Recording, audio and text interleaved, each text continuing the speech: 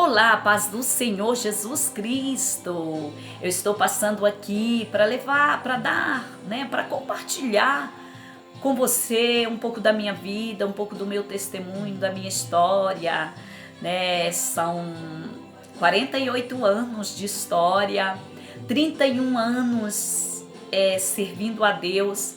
Então Deus tem colocado no meu coração para estar compartilhando com você, porque eu tenho sentido que durante a minha vida, a minha história, ela tem experiências, como a sua história também, a história de todos nós temos uma história escrita pelo dedo de Deus, né? Todos nós temos uma história que Deus escreveu, uma história que Deus conduziu assim do jeito dele, né?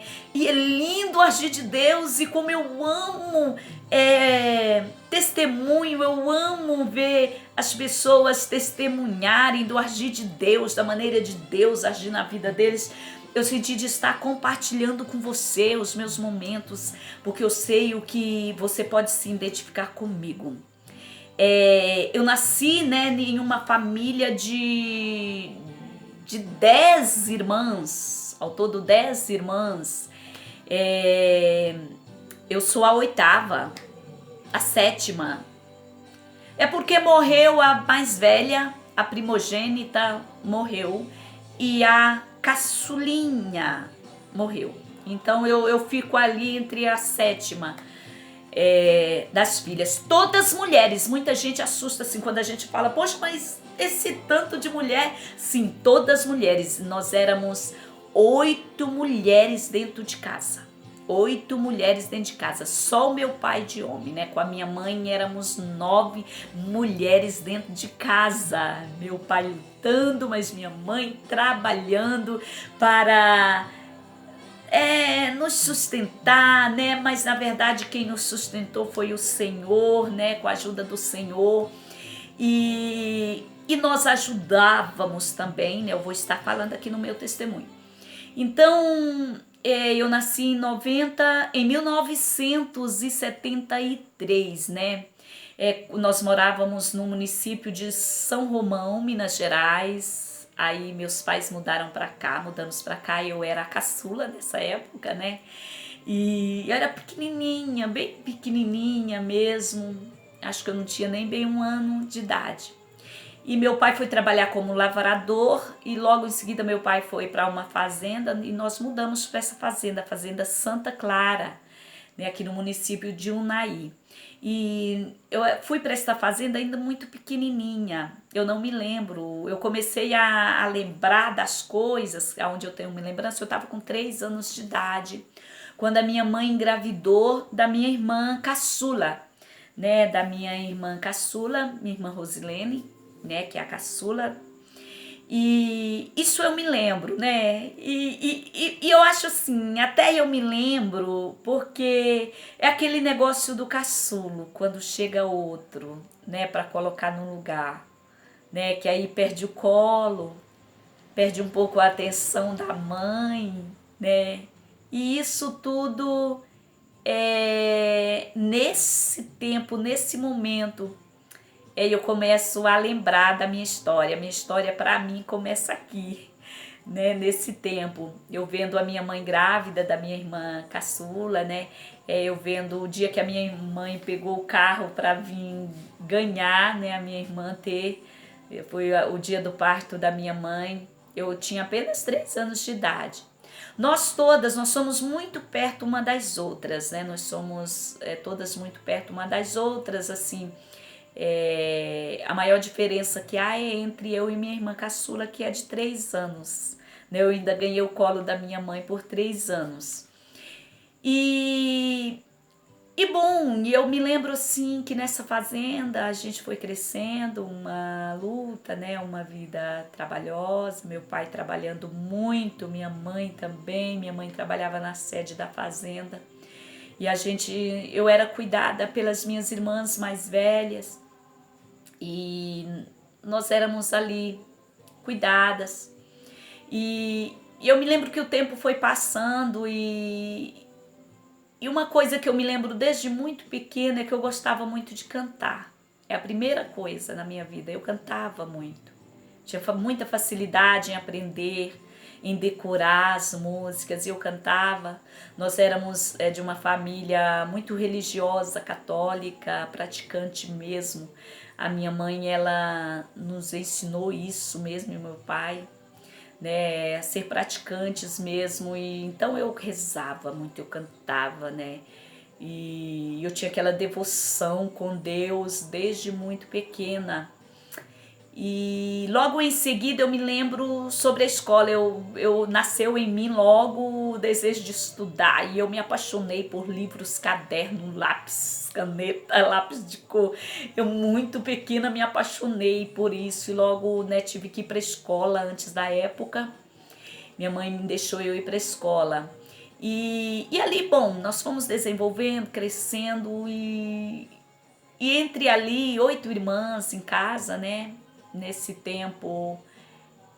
E como eu acho que acontece em todos os lares, como eu acho que acontece com todas as famílias, né? Existe aquele negócio de chegar pessoas em casa e olhar, de a pessoa olhar para aquele tanto de meninas e começar a examinar uma e outra, olhar para uma, olhar para outra, dizer: essa é mais bonita do que aquela. Ah, essa aqui é mais bonita. Ah, essa outra é mais bonita. Então, isso tudo ia mexendo com os sentimentos da gente, né? Ia colocando coisas, a gente foi formado, né? Com esse sentimento, como eu acredito que toda criança passa por isso. E é algo que eu quero compartilhar aqui com você, é o seguinte, que nós, adultos, os adultos precisam ter mais sensibilidade com isso. Os adultos precisam entender que quando está conversando junto com uma criança, a criança está ouvindo e a criança entende. A criança está compreendendo as coisas. Algo que me dói muito, isso me fez chorar várias vezes, é quando eu vejo isso acontecendo. Eu consigo capturar a decepção no olhar de uma criança. Deus me deu essa sensibilidade, acho que exatamente por tudo que eu passei.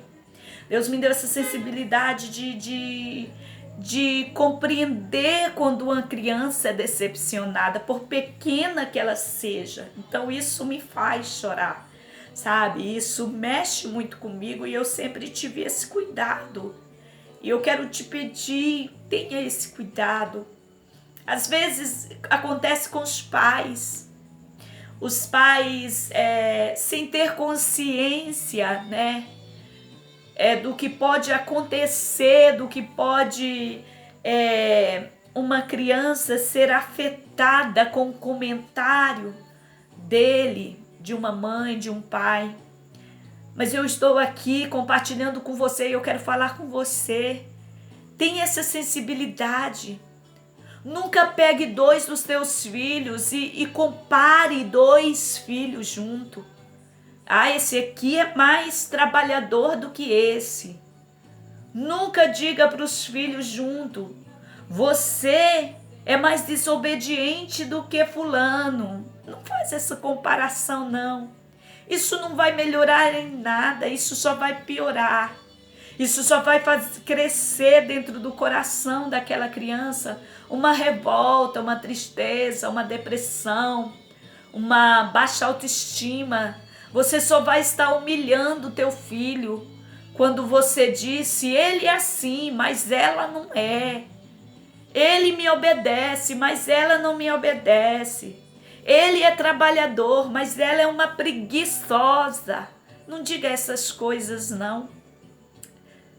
Eu sei que você ama o seu filho, sua filha. Então você não tem noção do que isso pode atingir uma criança no seu futuro. Porque eu digo que me atingiu. Eu, com todo esse processo de ouvir essas coisas ali, eu fui me diminuindo. Eu fui ficando complexada comigo mesmo. Eu fui passando a não gostar de mim. Eu fui passando a não conseguir olhar no espelho. Desde eu criança, sim. Eu não gostava de espelho. Eu fui ficando uma criança depressiva. Eu não gostava de estar com as minhas irmãs. As minhas irmãs começaram todas a saírem, né? A gente, como eu disse, morava na roça, então as minhas irmãs saíram e foram trabalhar. E eu sempre em casa com os meus pais. E as minhas irmãs com isso trabalhando, foram se arrumando mais. E aí que eu me humilhava mais. Aí que eu me martirizava mais. Aí que eu não gostava de mim. Eu não gostava de mim por várias coisas. Eu não gostava do meu corpo. Eu não gostava de nada em mim. Eu me achava horrorosa. Eu me achava diferente. Eu só amava cantar. Desabafava cantando. Eu costumo dizer, cantar é uma terapia. E foi uma terapia que eu usei desde muito criança. Muito criança eu usei essa terapia do canto, de abrir a boca cantando. Nós morávamos em uma fazenda que tinha um curral na frente. Então todas as tardes eu ia para essa cerca desses currais, do curral ali. E eu abria a minha boca, que eu queria que os vizinhos do outro lado ouvissem. Eu queria que o mundo ouvisse eu cantando. Isso me aliviava, isso me trazia alívio. Então eu passei assim todo o meu tempo de criança revoltada, depressiva. Eu me lembro de um final de semana que a minha mãe chegou um domingo e minha mãe arrumou e ia passear na casa de um vizinho, né? E eu não me arrumei, todas as minhas irmãs se arrumaram muito, né? E quando a minha mãe viu que eu não estava arrumando, minha mãe disse: Raimunda, por que você não vai? Eu disse: mãe, eu não vou. Gente feio não sai de casa, porque eu tinha aquele complexo de sair junto com as minhas irmãs, me achando a mais feia, a mais desarrumada. Então, vamos cuidar das nossas crianças, vamos cuidar das emoções das nossas crianças. Vamos cuidar do que nós falamos para que as nossas crianças ouvem. Eu quero trazer essa reflexão para você. Cuidado com o que você está falando perto do seu filho. Cuidado com os elogios que você faz com o outro. Pode estar, sem você querer, você está criando uma barreira na vida do seu outro filho. Não gave. Nunca faça comparação com o filho da outra, com o filho da amiga, com o filho da irmã, com o sobrinho, que o sobrinho é isso, aquilo, e o seu filho não é. Nunca faça isso. Cuide do coraçãozinho do teu filho. Cuide das emoções do teu filho. Sabe, eu até digo para você, uma criança ela não consegue se proteger, uma criança ela não consegue proteger as suas emoções. Uma criança, assim como ela não consegue se defender, assim como uma criança ela não consegue se proteger ali do mal, precisa de um adulto a protegendo, precisa de você como pai, você como mãe, como tia, como avó, acolhendo e a protegendo. Eu quero te dizer, uma criança também não consegue cuidar das suas emoções. Uma criança não consegue cuidar do seu psicológico. E uma criança tem emoção, sim. Uma criança ela tem alma que é ferida. Uma criança, ela tem sentimento e ela pode ser machucada, a sua alma machucada, os seus sentimentos feridos. Uma criança pode ter isso. Então, uma responsabilidade sua como mãe, pai, avó, tia. É uma responsabilidade nossa como adulto que somos, a proteger as nossas crianças, a proteger os sentimentos das nossas crianças, a proteger as emoções delas, o psicológico delas. Eu chamo a atenção de você para isso. Amém? Amanhã eu estarei trazendo a outra parte do meu testemunho. Eu tenho certeza que você, em todo o meu testemunho, afinal de contas, da agora para frente serão 31 anos de história. Eu estarei passando para você.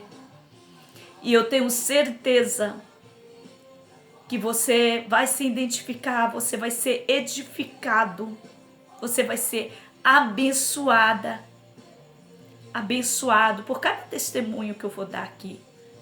Porque é o Espírito Santo que me moveu para estar compartilhando com você a minha história. Deus abençoe você. Deus abençoe a sua vida poderosamente.